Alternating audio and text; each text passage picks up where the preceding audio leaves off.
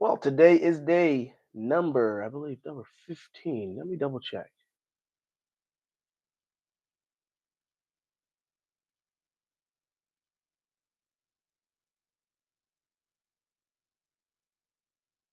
Let me see here.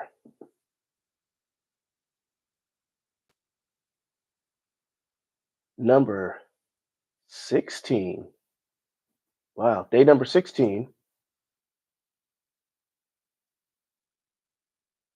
of leadership training. And we are studying leadership because it's my vision, the vision I believe God gave me to pastor a church of 2,000 or more partners who impact the world with the word of truth. My mission is simply to save souls, develop disciples, and lead leaders. And I'm doing this because I am not an exceptional, excellent leader yet, but I do know that leadership is a skill. Therefore, I can be taught. So that's what I'm doing. Not that I'm just going to be self taught, but I believe that every person should be teaching themselves something. For example, you can teach yourself how to speak in a different language if you wanted to. One of the things I want to do, I do have this new doohickey I have on today.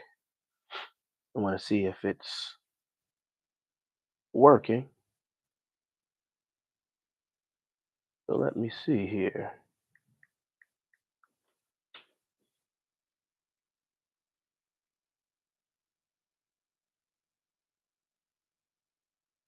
Well, that's a video from the other day.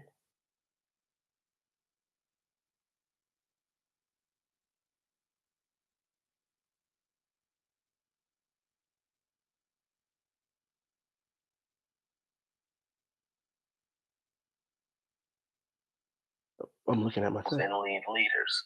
Oh, and I'm doing this because I am not a. We do have it working, so that's important. This little doohickey is working. Hopefully, the sound quality is better for you, and you'll be able to read along with me or watch as we study the subject of leadership together. As you know, if you've been with me, I am now reading John C. Maxwell's Becoming a Person of Influence book. Excited about this book. And as you know as well, that I'm taking my time to read it because I don't feel like the best way to learn is to just read a book and just go to the next one. I actually have notes in my notebook here on the last book we read, and I'm actually going to go back over those eventually. And I'm probably going to do that online as well because, like I said, this is about accountability for me. It's not about just getting through a subject or through a book. It's about accountability. And for the next 5 years, I'll be getting on daily because this is a subject that I know that I need to accomplish if I'm going to obtain the goal, the dreams that I have. Now, yesterday,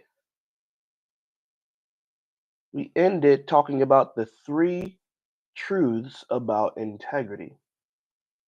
And we said number one, integrity is not determined by circumstances. In fact, I'm going to read that part again.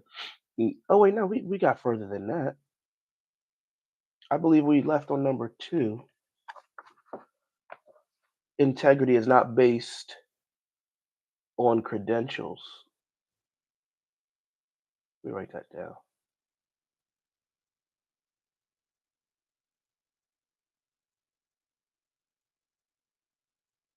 On credentials. Now, if you were with me last night, I got on, I believe it was 9 o'clock. And today it is a little before 6. I have a lot of things to get done today. But hopefully I begin doing this earlier. But as I told you before, I'm not married to a time yet. It's about getting it done.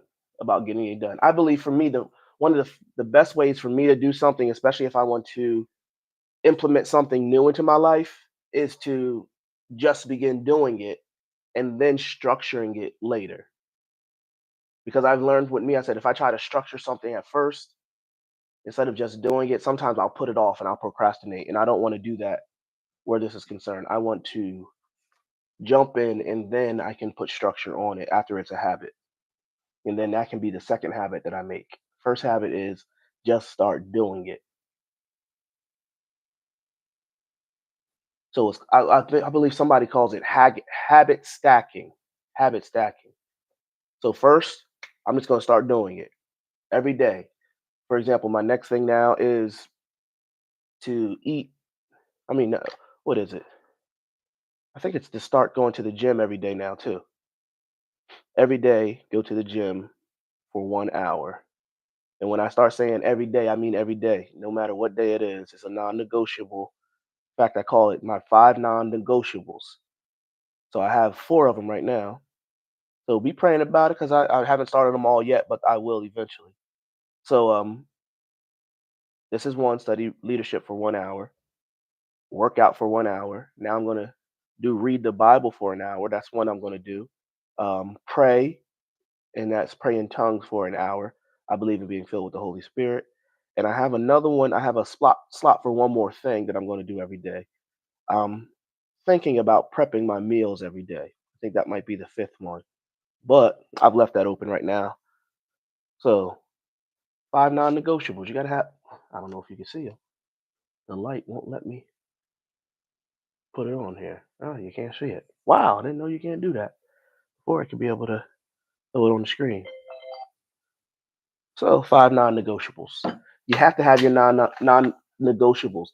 What is And I know I'm rambling at the beginning of this one, but it's all good leadership stuff that I've learned.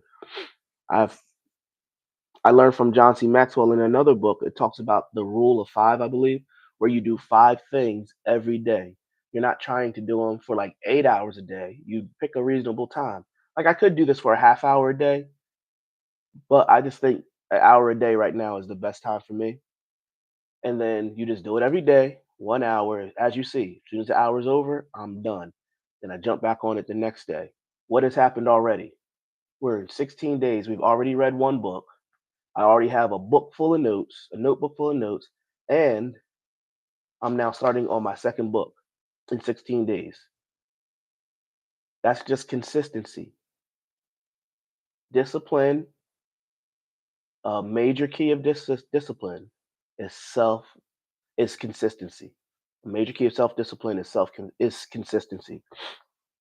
So I'm not trying to make it where I'm going to go to the gym for 4 hours a day. I'm going to get this weight off by Tuesday.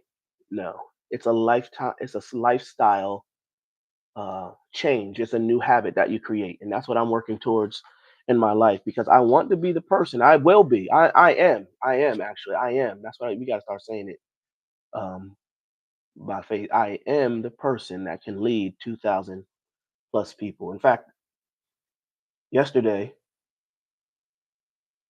I alluded to this during the press, and I said God began dealing with me on another level of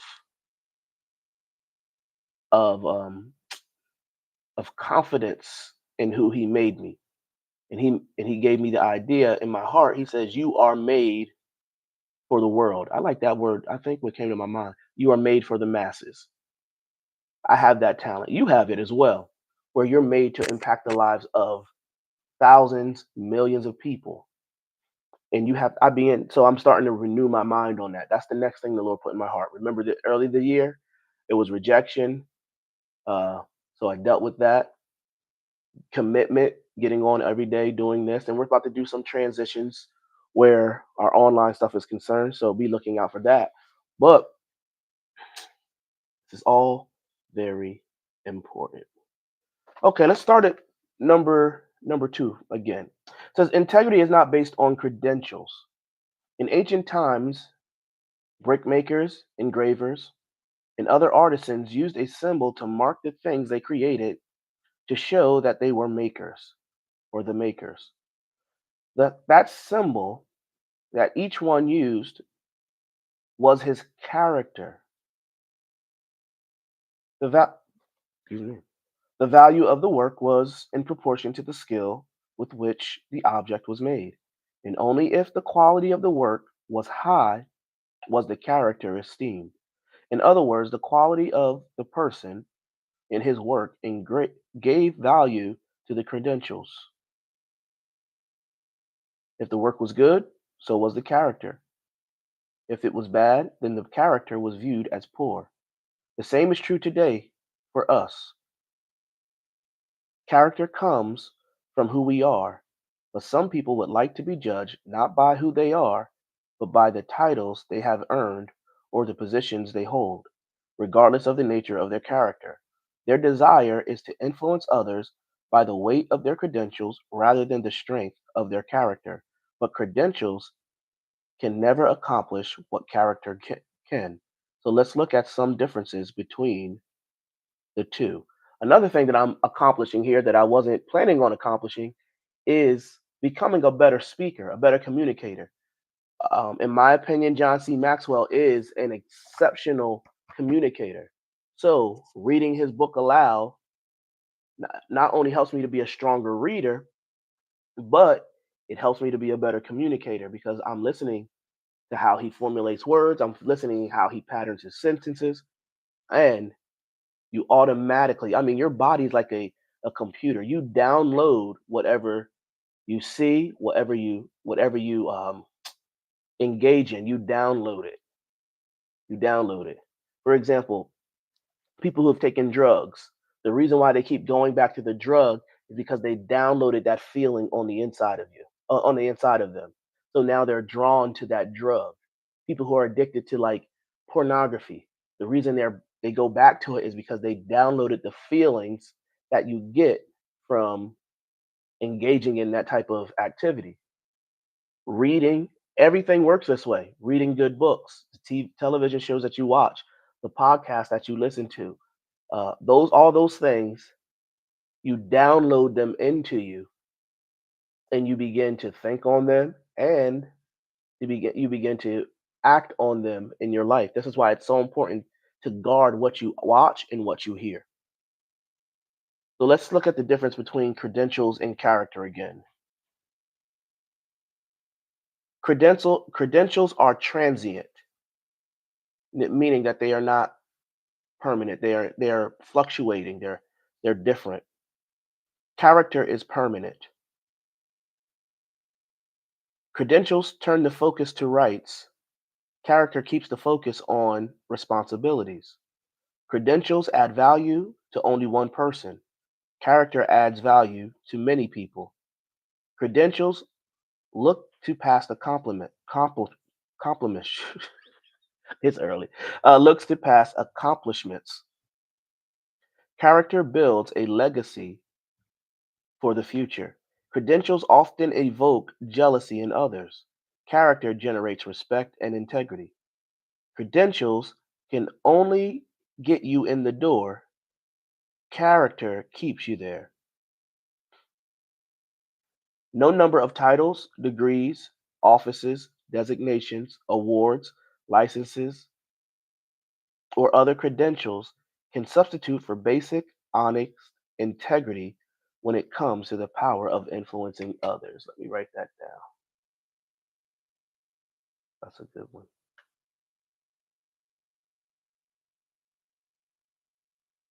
No number of titles.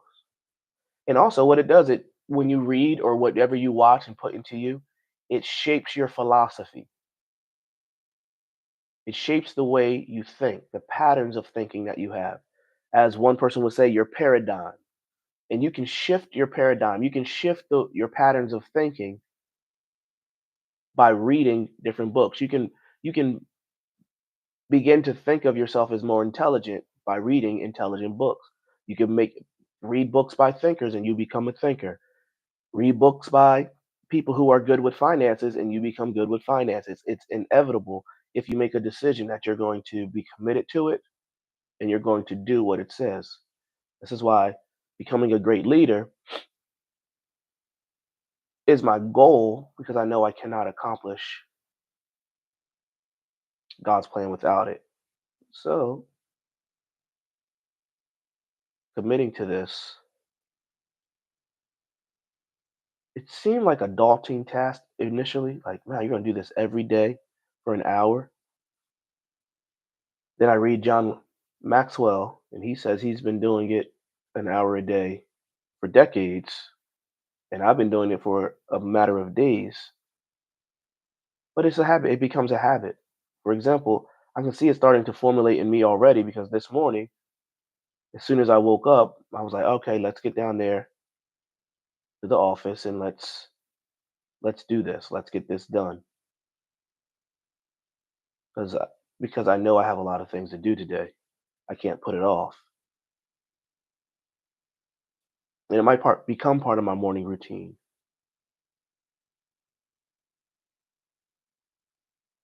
where I read, go to the gym, come home, pray. Might be my morning routine. And some people say, well, you need to get up and pray first. Listen, I'm not ready to talk um, in that manner that early. I need to get my mind all warmed up, get my body in line, and understand this. Say, some people would not think that this is spiritual because you're not praying or you're not reading the Bible. But remember that work ethic, I don't know if I've ever taught you guys this, but work ethic is spiritual. Work is spiritual. So you can't look at anything you do less as a lesser thing. The Bible says, with everything you do, do it as unto the Lord. But this is spiritual. Work is spiritual. What is the first thing that God gave Adam? He gave him a job. So work is spiritual um, because God gave it to you, and God is spirit. So because I do that because I used to think that these things weren't important. I thought that they weren't deep enough because I wasn't in prayer and I wasn't in deep study. But I've learned that all of these things work together. And the Bible will say it like this: all these things work together for my good. So praying is a priority, studying is a priority. They're probably where my work is concerned as a pastor, my career is concerned, they're the number one and two most valuable things I do. I have to do those every week. If I don't do those, I'm not I'm not even doing working. So preparation and study. For example, I have these 3 days coming up. Well, beginning today, I'll be at I'll be doing this beginning a 3 day conference. So what am I doing? Got to focus on praying, fasting, um, preparing of the word, and then executing tonight. You know, so all those things are important, and it's all spiritual. Let's go to number three now. Integrity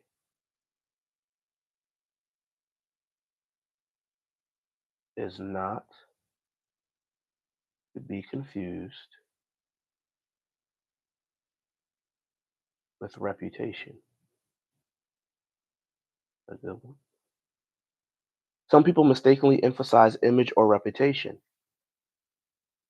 Listen to what William Hersey Davis has to say about the difference between character and its shadow, reputation. The circumstances amid which you live determine your reputation. The truth you believe determines your character.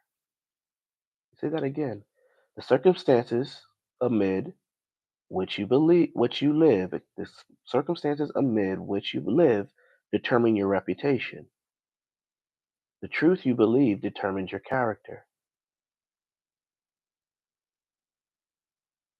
Reputation is what you are supposed to be. Character is what you are. I like that part. Reputation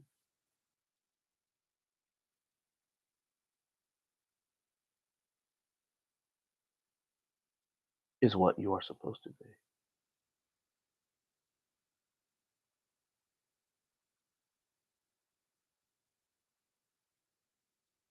Supposed to be. Character is who you really are. Let me highlight that. I like that.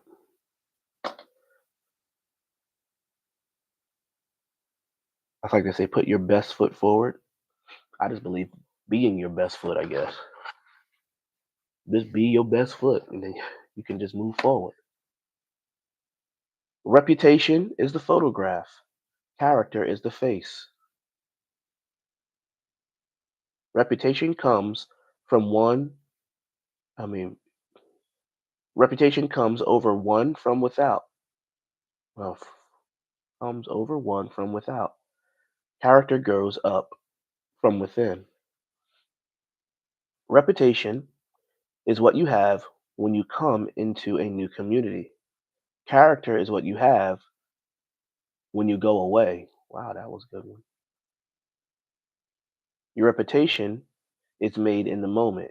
Your character is built in a lifetime. Your reputation is learned in an hour. Your character does not come to light for a year.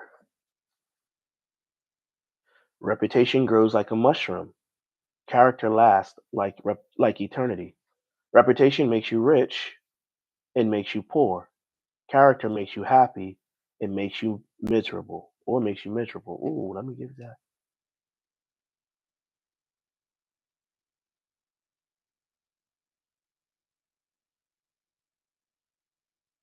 Reputation makes you rich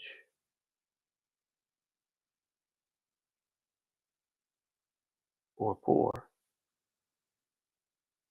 Character makes you happy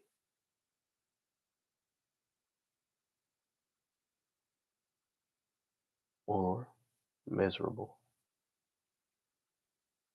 Reputation is what men say about you on your tombstone. Character is what the angels say about you before the throne of God. Certainly, a good reputation is valuable. King Solomon of ancient Israel stated, "A good name is more desirable than great riches." But a good reputation exists because it is a reflection of a person's character. Let me write that down. Good reputation. All right, should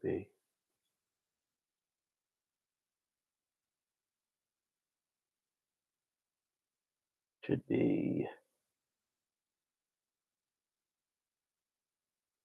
a representation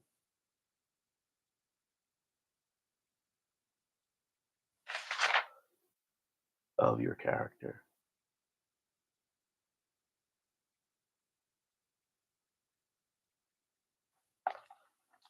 If a good reputation is like gold, then having integrity is like owning the mine. Wow. Worry less about what others think and give your attention to your inner character.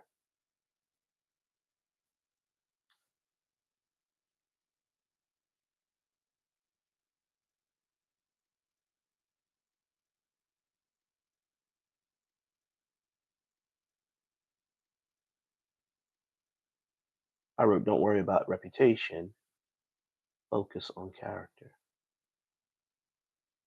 On inner character. Oh, this character works. I know what I mean there. D.L. Moody wrote, if I take care of my character, my reputation will take care of itself. Yeah, agree. I agree and disagree with that. Well, eventually, I guess your reputation, it does say it's going to last a lifetime or eternity. So if you look at it in that aspect, that is it's a truth. It's a fact. Because think about Jesus. Jesus died initially because he was deemed to have a bad reputation. But now think about it. Every knee will bow, every tongue will confess that Jesus is Lord. That means eternally he will have a good reputation. You could say perfect reputation. Everyone will know that his character on the inside and his integrity or his reputation were or are Uh, both both the same. I mean, high character and high reputation. If you struggle by maintaining your integrity and you're doing all the right things on the outside, but you're still getting the wrong results, something is wrong and still needs to be changed on the inside. Let's read that again. If you struggle with maintaining your integrity, you're doing all the right things on the outside, but you're still getting the wrong results. Something is wrong and still needs to be changed or addressed, I like to say, on the inside. Look at the following questions. They may help you nail down areas that need attention. Questions that help you measure integrity. How well do you treat people from which or from whom I can gain nothing? Am I transparent with others? Do I role play based on the person I'm with? Am I the same person when I'm in the spotlight as I am when I am alone? Do I quickly admit wrongdoing without being pressed to do so? Do I put other people ahead of my personal agenda? Do I have an unchanging standard for moral decisions, or do circumstances determine my choices? Do I make difficult decisions even when they have a personal cost attached to them? When I have something to say about people, do I talk to them or about them? Wow. And number 10, am I accountable to at least one other person for what I think, say, and do? Don't be too quick to respond to the questions. If character development is a serious area of need in your life, your tendency may be to skim through the questions, answer questions, or giving answers that describe how you wish you were rather than how you actually are or who you actually are.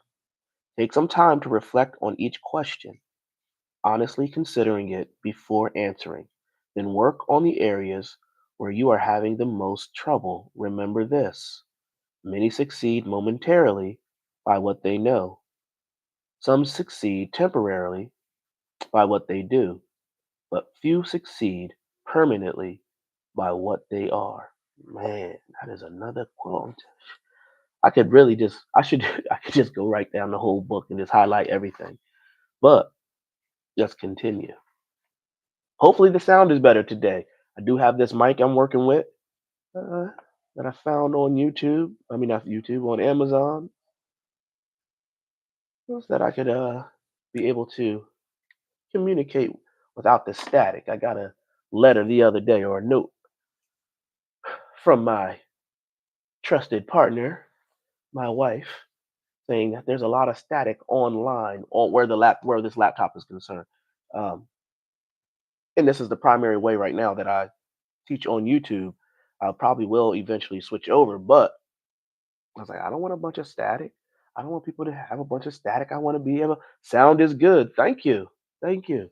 Sound is good. Let me write this down. Many succeed momentarily.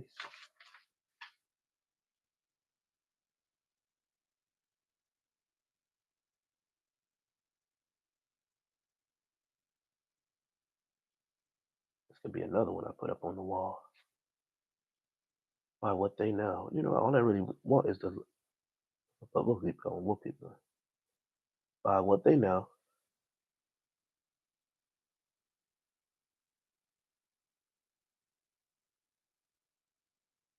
some succeed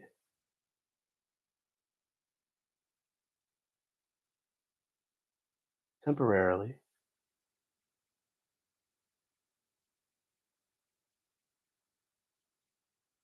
By what they do,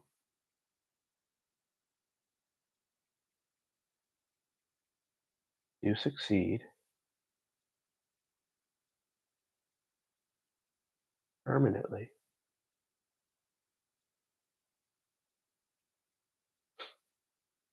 by what they are.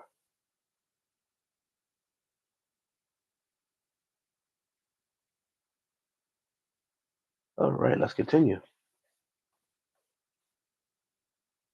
The road of integrity may not be the easiest one, but it is the only one that will get you where you ultimately want to go. That could be on like a picture where you have a road and then you can have that quote on the top. I like that. Let me write this down too. The road the road of integrity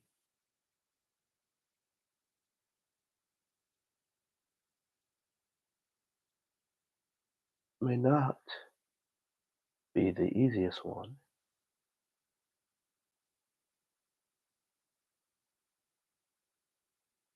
but it's the only one that will get you where you ultimately want to go.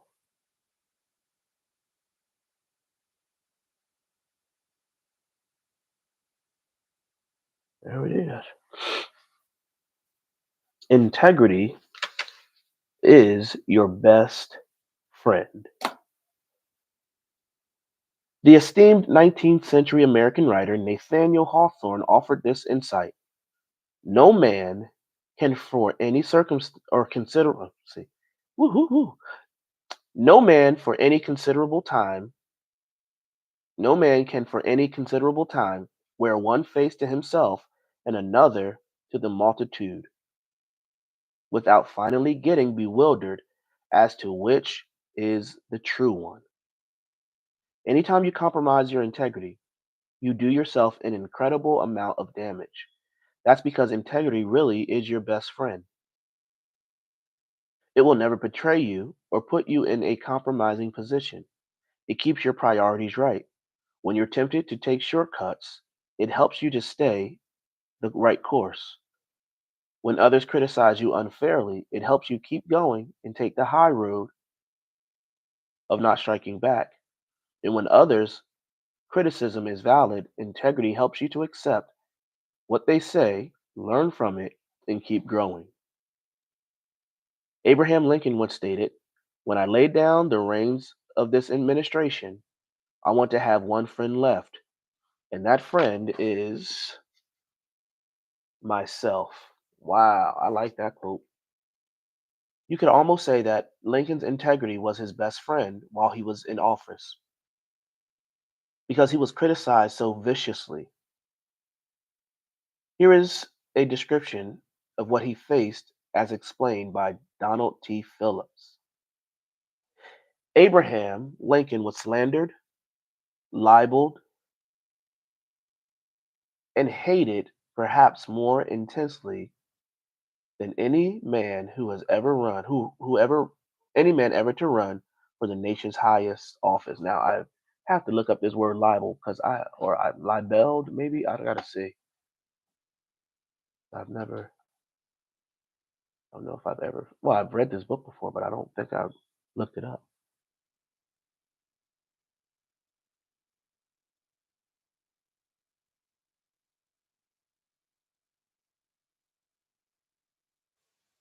Libel, okay. To defame, to defame, or let me see, defamation, character assassination. Okay, calumny. Never heard of that. Calumny, making a false or defamatory statement about someone in order to damage their reputation. Okay. Good word. Libel.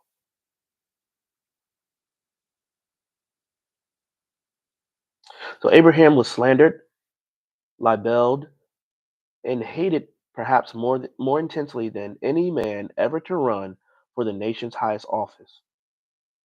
He was publicly called just about every name imaginable imaginable by the press of the day, including a grotesque baboon, a third rate country lawyer who once split rails and now splits the union, a coarse, vulgar joker, a dictator, an ape, a buffoon, and others.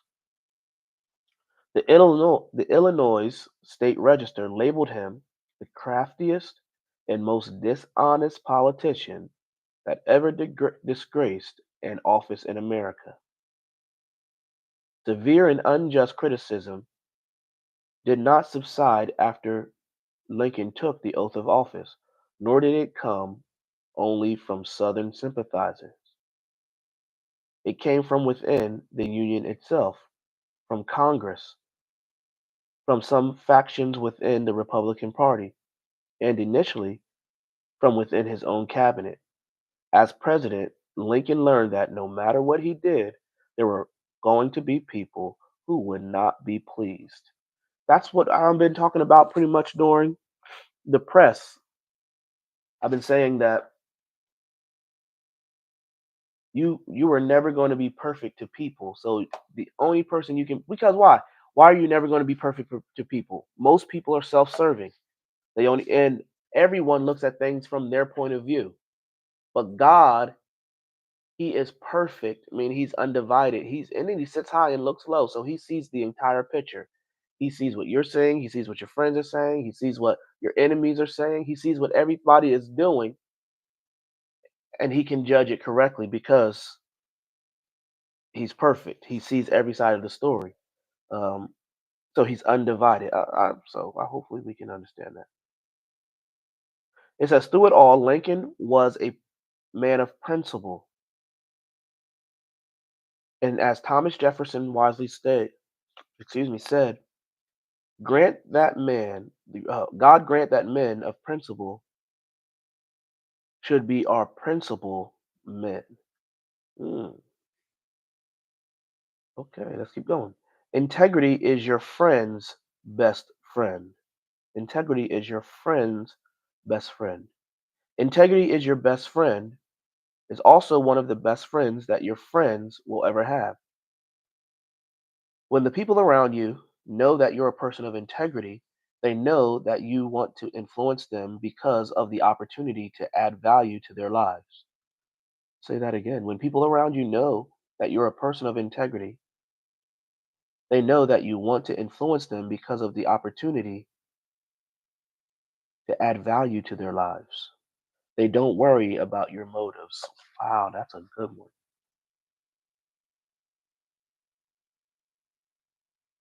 So integrity puts others at ease because they know your motives.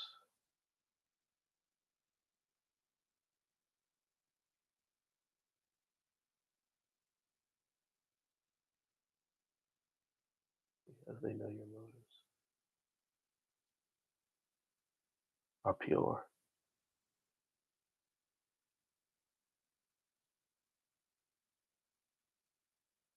are poor, pure, and not self-serving.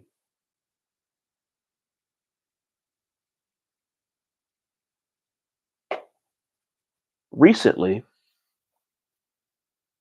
we saw a cartoon in the New Yorker that showed how difficult it can be to sort out another person's motives. Some hogs were assembled for a feeding, and a farmer was filling their trough, to the brim.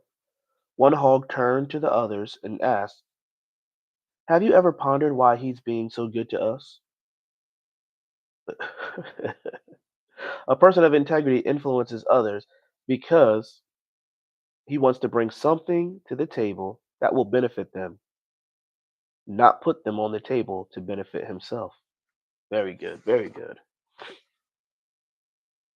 If you're a basketball fan, you probably remember Red Auerbach. I don't remember, but I know that I've heard the name. He was the president and general manager of the Boston Celtics from 1967 to 1987. I was 6 then. He truly understood how integrity adds value to others, especially when people are working together on a team. And he had a method of recruiting that was different from from that of most NBA team leaders. When he reviewed a prospective player for the Celtics, his primary concern was the young man's character. While others focused entirely on statistics and individual performance, Araback wanted to know about a person's or a player's attitude. He figured that the way to win was to find players who would give their best and work for the benefit of the team. Wow, that's team building right there. Okay, let me write that down. I like that. This is something you do learn eventually as a leader. I think you can learn it through trial and error. I certainly have, and I'm looking at that now. Um, it's easy to focus on performance, but it's better to focus on attitude because you can get someone who's not the greatest performer, but that has the greatest, but has a great attitude and potential, and you can work with them and you can develop them as a leader. But if someone comes and they have good performance, but they have a bad attitude, I mean, there's nothing you can do with them. It's better to just let them go eat quickly, as quickly as possible. Okay, the way to win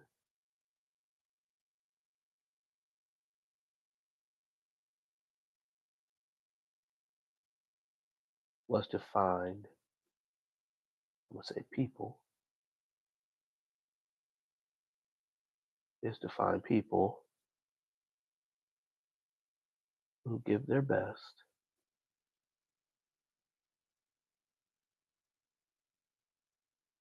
and work for the benefit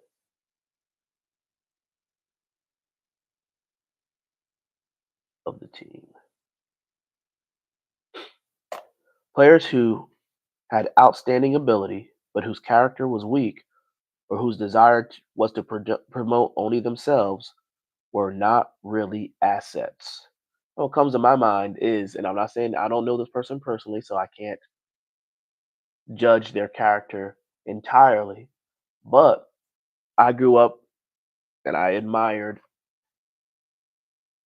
what was his name? Allen Iverson as a basketball player. But Allen Iverson, although he was undersized as a guard, he was truly undersized in his attitude. His attitude wasn't the greatest. He gave everything on the court, but I believe his character had a lot to do with him not being able to build a team around him that wanted to play with him. Where you have someone like LeBron James, who I believe is the GOAT, people want to play with him. They were willing to go to Cleveland to even play with him because they knew how unselfish of a player and how much he wanted them to win together and not to just be his win. Um, Michael Jordan, you never saw people trying to flock to Michael Jordan. Although Michael Jordan is a great player, he's my number two. Uh, he and some people liked his leadership style where he just bullied people and he didn't devalue them. I think Kobe Bryant had a little bit of that too, or a lot of that too. It didn't make people want to be drawn to them. Uh, so let's keep going. Players who had outstanding ability but whose character was weak, or whose desire was to promote only themselves, were not really assets. The benefit of integrity, trust. So trust is the benefit of integrity.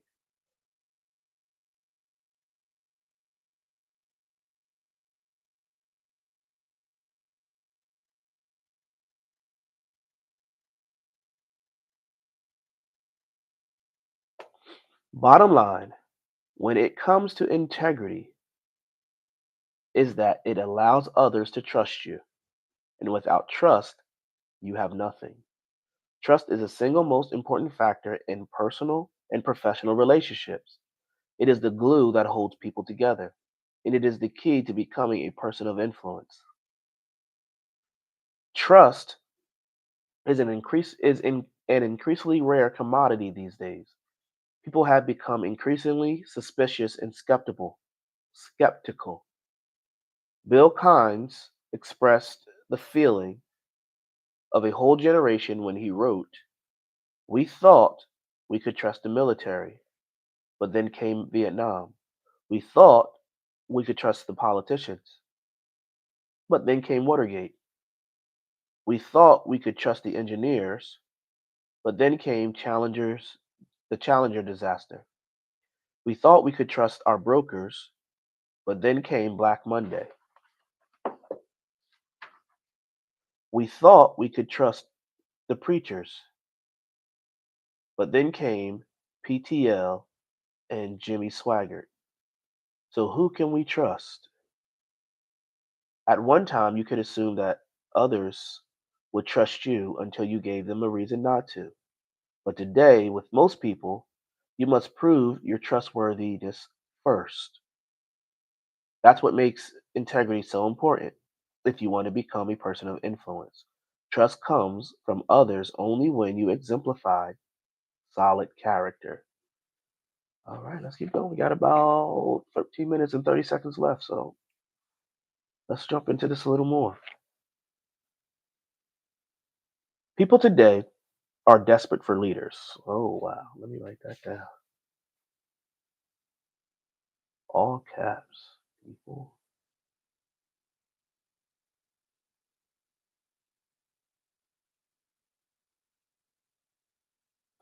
are desperate for leaders.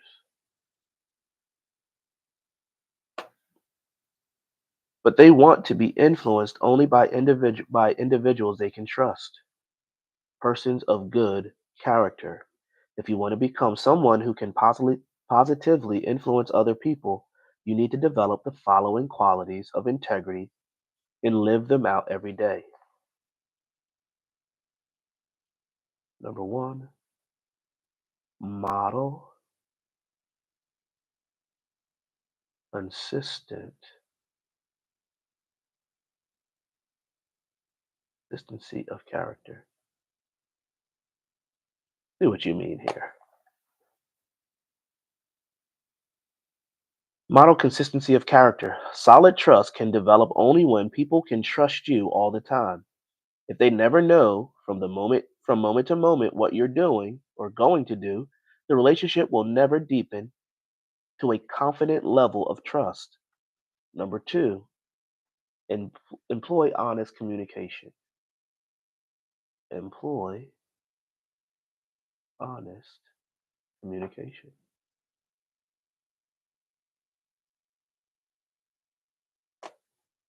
To be trustworthy, you have to be like a good musical composition. Your words and music must match. Number three, your words, what did I say? Your words and music. Your words and music must match. Okay, I was right. Number three, exemplify humility.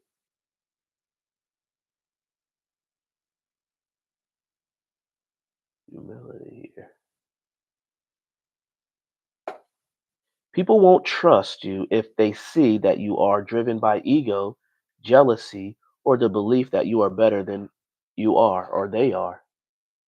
Number four, demonstrate your support for others. Demonstrate your support for others. Nothing develops or displays your character better than your desire to put others first. As our friend Zig Ziglar says, help people or help enough other people to succeed, and you will succeed also. Number five,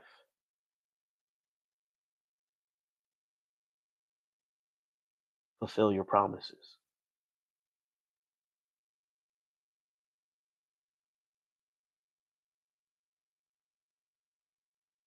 Never promise anything you can't deliver. And when you say you'll do something, follow through on it.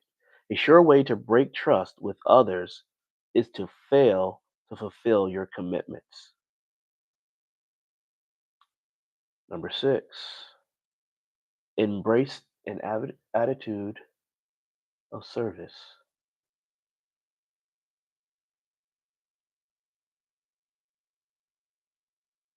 Of service. There we go. We have been put on this earth not to be served, but to serve. Giving of yourself and your time to others shows that you care about them. Missionary physician Sir Wilfrid T. Grenfell held that the service we render to others is really the rent we pay for our room on earth. People of integrity are givers, not takers. Let me say that again. The service we render to others is really the rent we pay for our room on this earth. Pretty good. Number seven, encourage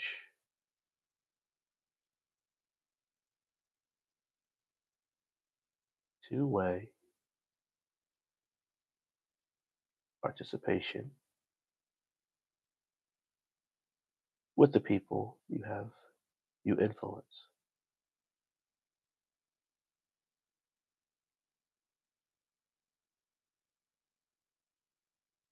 I'll say that statement again. Encourage two-way participation with the people you influence. When you live a life of integrity, people listen to you and follow you. Always remember that the goal of influence is not manipulation, it's participation. Only as you include others in your life and succeed do you permanently succeed. Say that again. Only as you include others in your life and success do. Oh, okay, I got it now. I don't know why that took so hard. It took so much to get out. Only as you include others in your life and success do you permanently succeed. Because there was no pause there. It has been said that you don't really know people until you have observed them when they interact with a child. When the car has a flat tire, when the boss is away, and when they think no one will ever know. But people with integrity never have to worry about that. No matter where they are, who they are with, or what kind of situation they find themselves in, they are consistent and live by principles. Oh man, that's nice. Let me write this whole thing.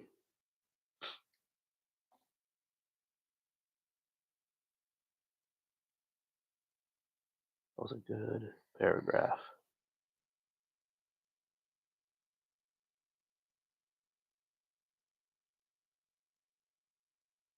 Oh wow, we're almost done. Got 7 minutes here. 6 minutes and 30 seconds. The benefit of trust influence. When you earn people's trust, you begin to earn their confidence, and that is one of the keys of influence. President Dwight D. Eisenhower expressed his opinion on this subject this way. In order to be a leader, a man must have followers, and to have followers, a man must have their confidence. Hence, the supreme quality for a leader is unquestionably integrity. Without it, no real success is possible. No matter whether it is on a section gang, a football field, in the army, or in an office. If a man's associates find that he lacks forthright integrity, he will fail. His teachings and actions must square with each other. The first great need, therefore, is integrity and high purpose. Very good. When people begin to trust you, your level of influence increases. And that's when you will be able to start impacting their lives. But it's also the time to be careful because power can be a dangerous thing. In most cases, those who want power probably shouldn't have it. Those who enjoy it probably do so for the wrong reasons. And those who want most to hold on to it don't understand that it's only temporary. We need to talk to some of these politicians. They want to hold on to that power. They know the fringe benefits, the backdoor negotiating is going on. Okay, that's another day digression. Okay. As Abraham Lincoln said, nearly all men can stand adversity. But if you want to test a man's character, give him power. Few people in the world today have greater power and influence than the President of the United States. George Bush, the nation's 41st president, had strong beliefs about power and advised, use power to help people. For we are giving power not to advance our own purposes, nor to make a great show in the world, nor a name. There is but one just use of power, and that is to serve people. Let me write that down or highlight that. There is but one just use of power, and that is to serve people. To keep your ambition in check and the focus of your influence on helping and serving others, periodically ask yourself this question. If the whole world followed me, would it be a better world? Wow. If the whole world followed me, if the whole world had my attitude, if the whole world treated their spouse the way I treat my spouse, if the whole world treated my children the way I treat my children, okay. If you self reflect, I like that question. Become a person of integrity. In the end, you can bend your actions to conform to your principles, or you can bend your principles to conform to your actions. It's a choice you have to make. If you want to become a person of influence, then you better choose the path of integrity, because all other roads ultimately lead to ruin. To become a person of integrity, you need to go back to the fundamentals. You may have to make some tough decisions, but they'll be worth it. Commit yourself to honesty, reliability, and confidentiality. Integrity begins with a specific, conscious decision. If you wait until a moment of crisis before settling yourself or your integrity issues, if you wait until a moment of crisis before settling your integrity issues, you set yourself up to fail. In other words, if you haven't set your boundaries, if you haven't set how you're going to operate, your character, how you're going to live your life, when crisis come, you're going to set yourself up to fail. Choose today to live by a strict moral code and determine to stick with it no matter what happens. Let me write that down.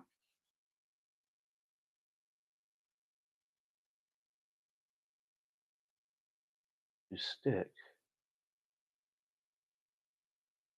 to a strong moral code.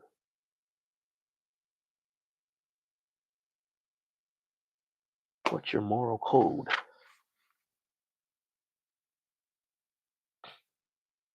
All right, we have 1 minute and 5 seconds. So let's see what we can get. Decide ahead of time that you don't have a price. Decide ahead of time that you don't have a price. Okay, I think I get what he's meaning. No bribery. President George Washington perceived that few men have the virtue to withstand the highest bidder. Some people can be bought because they haven't settled the money issue before the moment of temptation. The best way to guard yourself against a breach of integrity is to make a decision today that you won't sell your integrity for power, not for revenge, not for pride or money, any amount of money. Any amount of money. All right. Well, you may not be able to see it on your side, but I can see it on mine. We are now 59 minutes and 50 seconds into this. We have another day down, number 16 today. Amazing. It's going quick already. I'll see you tomorrow. Peace.